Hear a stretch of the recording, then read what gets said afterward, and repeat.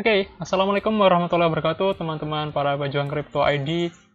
Seperti yang aku bilang kemarin, kalau aku akan membuatkan analisa spesial di mana dalam bentuk video, dalam rangka memperingati member komunitas kita yang udah sampai 3.000 lebih ya.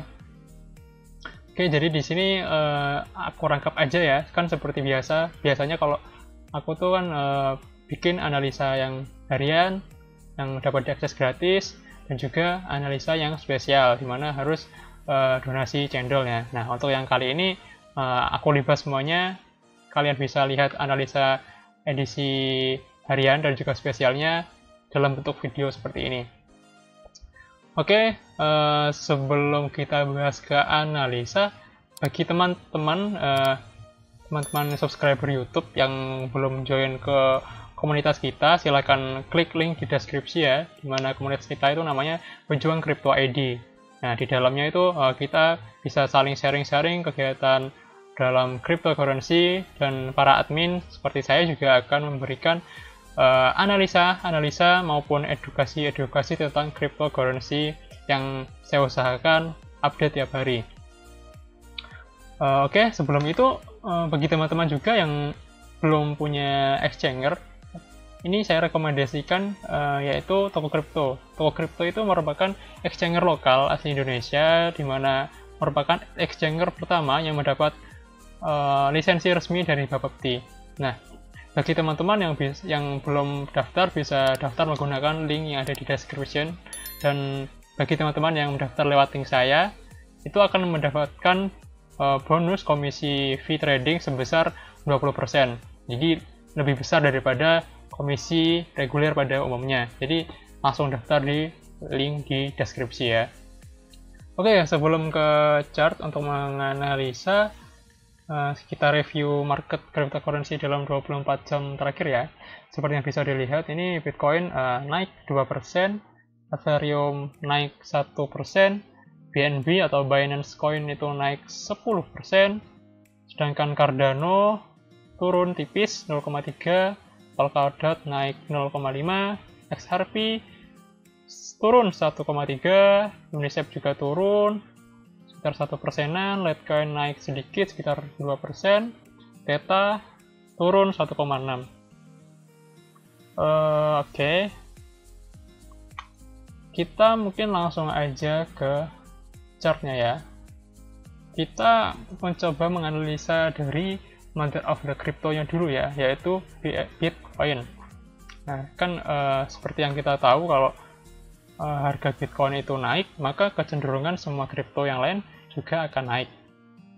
Begitu juga jika dia turun, maka mostly kripto-kripto yang lain juga akan mengikuti turun. Nah, seperti yang bisa dilihat kan, Bitcoin ini sedang berada di dalam uptrend channel ya. Ditandai dengan ini garis putih yang bawah adalah support, yang atas adalah resisten. Nah, beberapa waktu yang lalu, sekitar tanggal 25, itu harga Bitcoin itu sempat breakdown, sempat keluar dari uptrend channel-nya, namun dia kembali lagi memasuki channel-nya. Lalu apakah ini sudah bisa dikatakan aman? Kalau saya sih masih nunggu ya, saya sarankan masih nunggu. Karena apa? Karena kita masih memiliki resisten kuat nih, yang ditandai dengan garis kuning. Ini. Nah, jika harga itu berhasil benar-benar break, bisa break sini, kemungkinan harga akan melanjutkan kenaikan. Tapi jika harga ini setelah penutupan candle yang terakhir ini merah dan ternyata mantul ke bawah, kemungkinan harga masih akan melanjutkan penurunan. Kita lihat saja ya, kita tunggu aja sampai penutupan candle yang terakhir ini, masih sekitar 2,34 jaman atau beberapa candle lagi, 3-4 candle lagi kita lihat. Soalnya kan bisa aja harga itu menembus tapi hanya false break gitu. Setelah dia menembus tapi ternyata dia ke bawah lagi. Jadi kita tunggu sampai ada 2-3 candle yang benar-benar closing di atasnya garis resisten ini. Jadi kembali lagi, jika harga ini berhasil break, kemungkinan akan pullback sedikit ya, dan dia nggak sampai menembus ke bawah lagi, kemungkinan harga akan naik. Tapi jika harga di sini itu kembali ke bawah, maka dia akan berpotensi melanjutkan ke penurunannya. Jika dia berhasil break, setelah itu retest, dia akan naik. Targetnya sampai mana? Untuk target, saya biasa menggunakan yang namanya ini ya, tool Fibonacci. Fibonacci itu Fibonacci retracement. Itu bisa kalian temukan di bentar di sini ya. Nah, retracement gitu. Nah, caranya untuk mengetahui target harga itu kita tarik dari swing high sampai ke swing low. Nah, sini ada beberapa target nih, yaitu yang pertama yang ini, yang merupakan harga tertinggi atau ATH-nya, ada di sekitar harga 61.000, dan target selanjutnya yaitu ada di Fibonacci 1,1.618, yaitu di area harga 68.700-an. Itu bisa digunakan sebagai patokan ya. Nggak selalu sampai ke garis ini beneran, cuma area harganya itu bisa dijadikan sebagai patokan seperti itu. Itu mungkin ya untuk Bitcoin, dan kita akan mulai ke analisa kripto-kripto yang beberapa waktu lalu sudah direquest oleh teman-teman. Kripto yang pertama yaitu ada ENG, Engine Coin. Saya juga mau menganalisa ini karena belum saya analisa. Oke.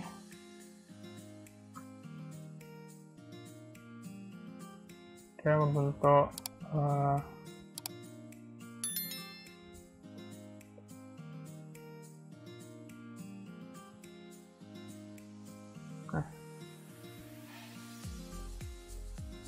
dia sempat membentuk symmetrical triangle ya, dan dia berhasil nge-break area resistennya. Oke, kemungkinan jika harga konsisten berada dalam impuls kenaikannya, target harga yang mungkin bisa dicapai dari ENG yaitu yang pertama ada di harga all time high-nya ini, yaitu di sekitar harga 3,08 USD ya. Lalu untuk target selanjutnya setelah dia berhasil nge-break harga ini, ada di harga ini 3,78,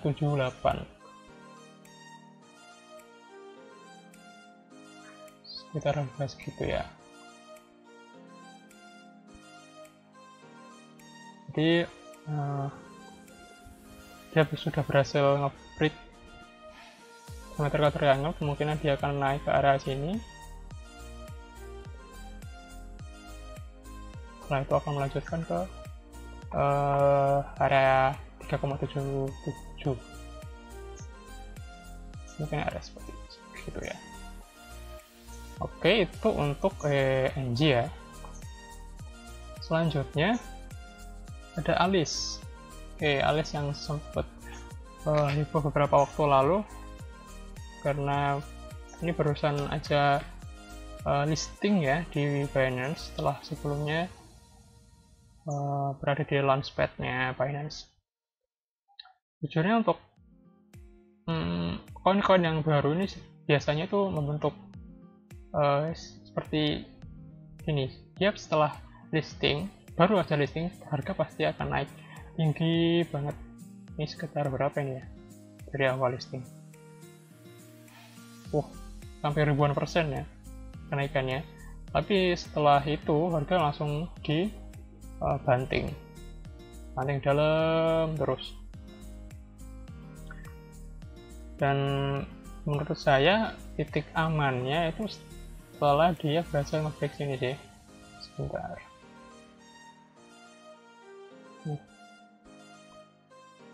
sekitar area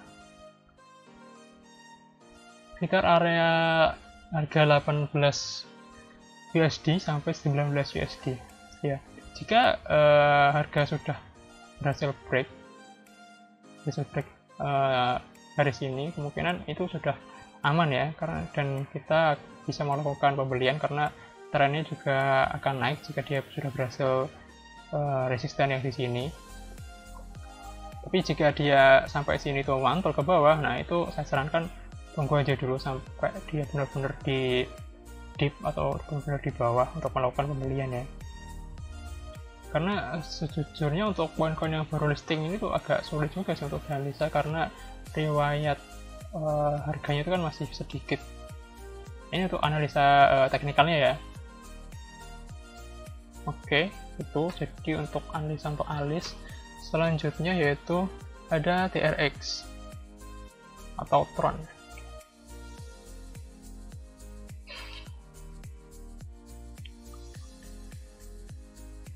Oke. Bentar, saya hapus dulu ya. Oke, seperti yang bisa dilihat, harga Tron itu juga berada di area uptrend channel ya. Dan dia sedang berada di tengah-tengah ini. Nah, mungkin kalau saya pribadi, kalau ingin melakukan entry buy itu nunggu dia kembali ke area support lagi. Jadi, kalau saya ingin melakukan order buy itu nunggu aja dulu sampai area support. Kalau udah sampai area support, jika terlihat ada pantulan atau kemungkinan dia retrace, maka saya akan melakukan pembelian atau entry buy. Nah, kalau di area sekarang itu, kalau saya pribadi itu agak berisiko ya, karena harga masih bisa dipantik ke bawah lagi sampai berapa persen ini ya, sekitar 10-12%. Jadi kalau saya pribadi nunggu sampai dia sampai area support baru melakukan pembelian. Targetnya mungkin di area sini ya, area 0,07 atau 0,08 USD. Target harganya dari TRX atau Tron. Selanjutnya ada Rift.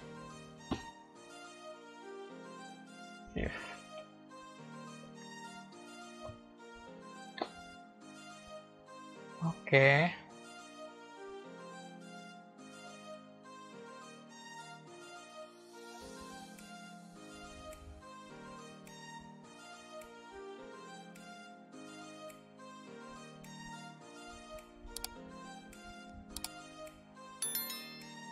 Saya buat garis-garis supportnya dulu ya.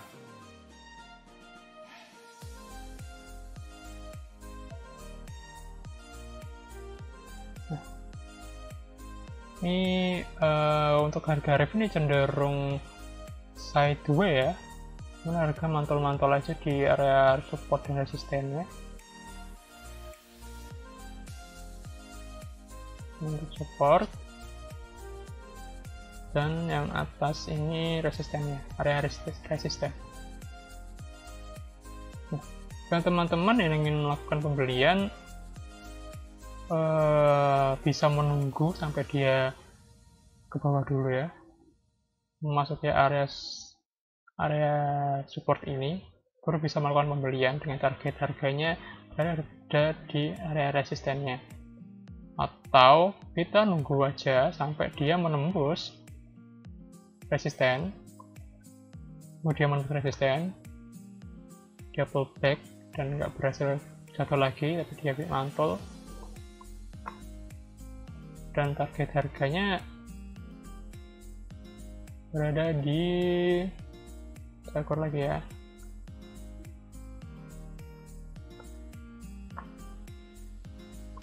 oke, berada di area 0,074 dolar.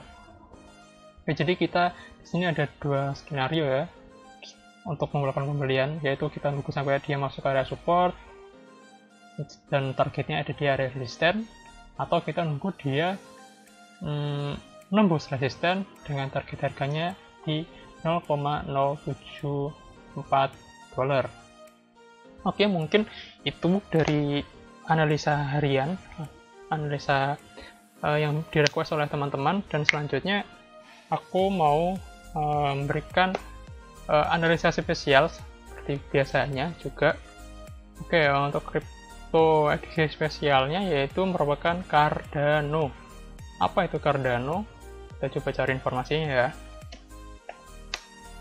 Nah, kalau koin-koin dengan market cap besar yang berada di top market cap itu kita bisa mudah cari penjelasan projectnya atau penjelasan dari blockchain-nya itu di Google. Itu kalau koin-koin yang udah terkenal dan juga berada di top market cap ya. Jadi kita bisa lihat di sini Cardano itu merupakan blockchain proof of stake yang merupakan generasi ketiga. Generasi ketiga ini merupakan generasi setelah Ethereum ya. Seperti yang bisa kita tahu bersama, blockchain generasi pertama itu kan Bitcoin. Setelah Bitcoin itu ada blockchain Ethereum. Nah, setelah Ethereum, blockchain yang ketiga ini ada Cardano ini. Nah, Cardano ini itu digadang-gadang sebagai the next of Ethereum, karena seperti yang kita ketahui bersama kan Ethereum itu kan memiliki gas fee yang sangat mahal ya, dan juga transaksinya itu cenderung sudah sangat overload dan juga lambat. Oke, kita baca-baca dulu ya. Cardano merupakan blockchain serbaguna yang dirancang berdasarkan peer-reviewed academic research, dikembangkan oleh tim multidisiplin yang terdiri dari insinyur, ahli matematika, ilmuwan, dan profesional bisnis. Nah, berbeda dari kripto-kripto yang lain ya, kalau kripto-kripto yang lain tuh kecenderungan cuma dibangun oleh tim-tim yang khususnya berada di tim yang paham IT saja. Jadi orang-orang IT itu yang biasanya menjadi developer dari sebuah aset kripto. Nah, bedanya dengan Cardano ini, Cardano itu developernya itu terdiri dari berbagai banyak ahli di bidangnya. Seperti yang bisa lihat kita baca tadi kan ada dari insinyur, ahli matematika, ilmuwan, dan juga profesional bisnis. Jadi lebih banyak orang dari berbagai bidang yang menjadi developer dari Cardano ini.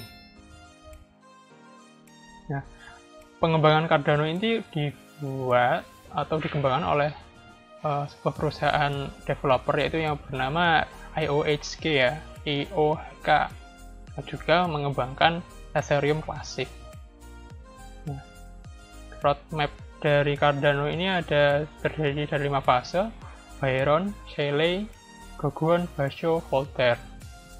Byron merupakan fase pertama, menandai peluncuran jaringan bersama dengan fungsionalitas dasar, berarti fase-fase awal. Lalu hard fork Shelley gimana bacanya ya, terjadi pada tahun 2020, menawarkan langkah lebih lanjut menuju desentralisasi. Ini, per Desember 2020, smart contract fungsional tidak dapat digunakan di platform blockchain. Ini bukan tidak bisa digunakan ya, tapi belum. Jadi, blockchain-nya Cardano itu belum selesai secara sempurna ya, karena masih sampai saat ini pun masih berada dalam proses pengembangan. Dan kalau Ethereum kan udah jadi tuh, udah bisa smart contract dan juga bisa melakukan hal-hal lain. Nah, kalau di Cardano itu masih dalam proses pengembangan. Jadi sampai saat ini Cardano belum bisa melakukan smart contract.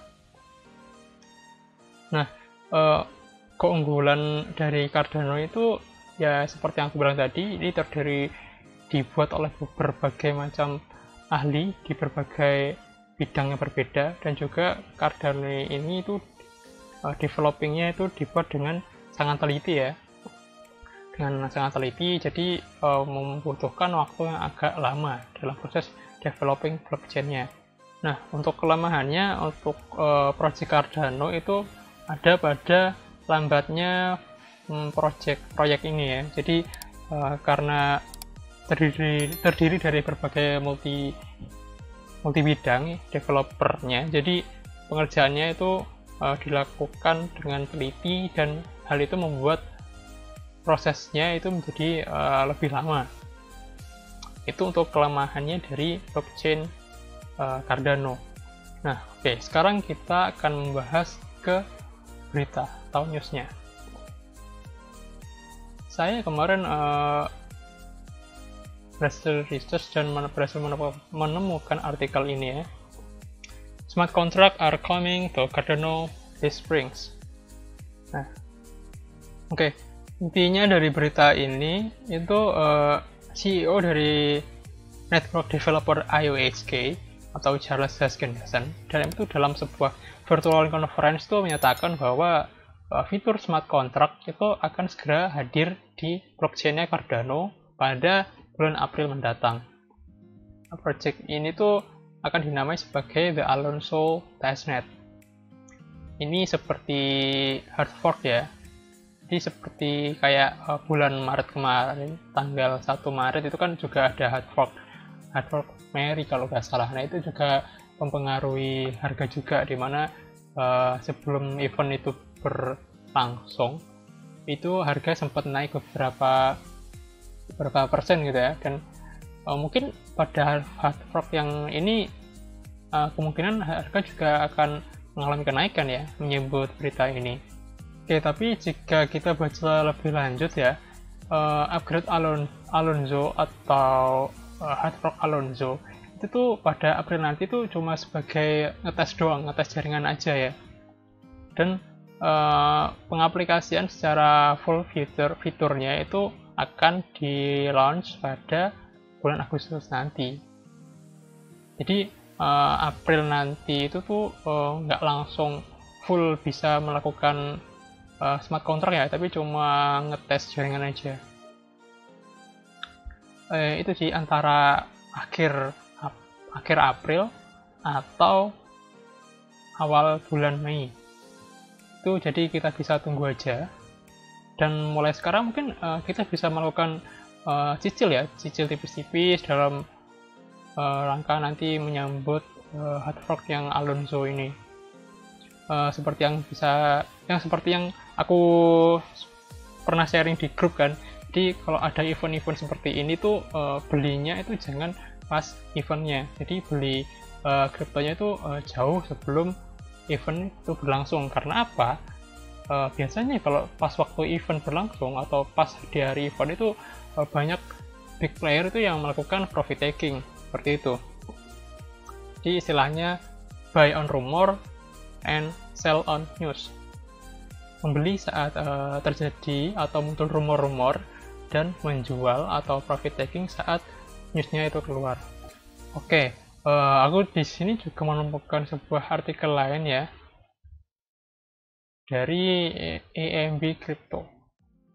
Nah, Cardano teams negotiating with top 10 NFT marketplace.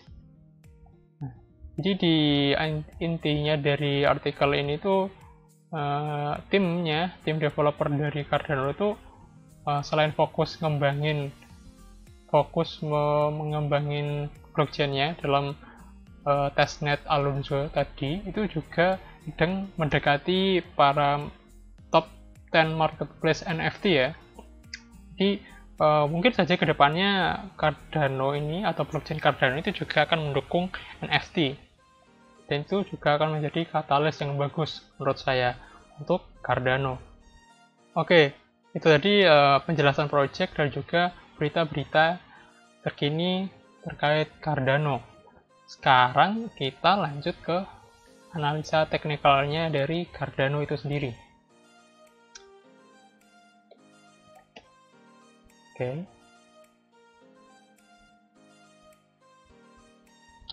Oke, saya hapus saja dulu ya. Ini Cardano itu juga cenderung berada di zona sideways atau zona stagnan ya, dimana harga itu nggak bisa menembus 1,48 USD, dan cenderung setelah melewati harga itu tuh harga akan dibanting ke bawah lagi. Begitu juga harga juga nggak bisa mampu melewati harga 1,104, dan cenderung kalau sudah berada di area ini harga akan naik gitu. Jadi untuk amannya kita itu kalau ingin entry buy itu kita nunggu di area support aja dulu. Nah, ini kan harga juga cenderung akan kembali ke support nih. Jadi kita tunggu sampai dia masuk ke area support. Baru setelah itu kita bisa melakukan pembelian, dan target terdekatnya tinggal berada di resistennya ini. Itu untuk strategi pertama ya. Strategi yang kedua sama seperti yang tadi ya. Kita tunggu sampai dia break dari resisten.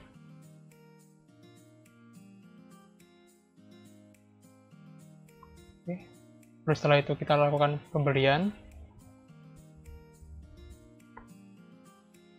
Wait. Oke,